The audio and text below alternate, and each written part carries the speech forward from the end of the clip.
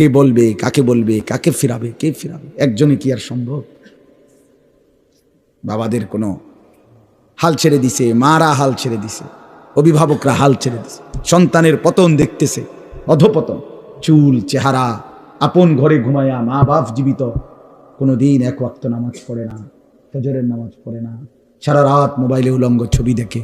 ব্যর্থ মা বাপ তাকায়া তাকায়া নিজ সন্তানের এই ধস দেখতেছে। আহা,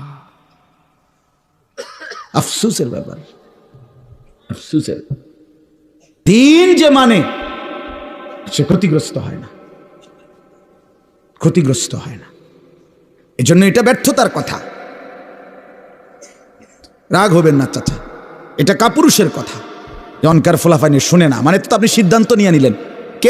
কেমনে সিদ্ধান্ত নিলেন? অনকার ফুতে আর কথা শুনে না কেন?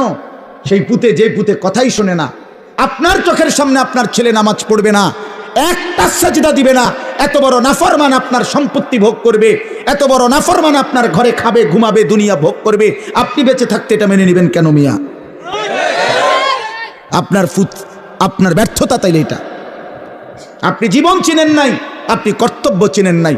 কর্তব্য তো আল্লাহ বলে দিছে, ওয়ামুর আহলাকা বিসসালাহ, তোমার স্ত্রী সন্তান পরিবারকে নামাজের আদেশ করো, ওয়াসতাবির আলাইহা, পরিবারকে নামাজের আদেশের সাথে সাথে নিজেও নামাজের উপরে মজবুত থাকো। কথা তো ছিল এই।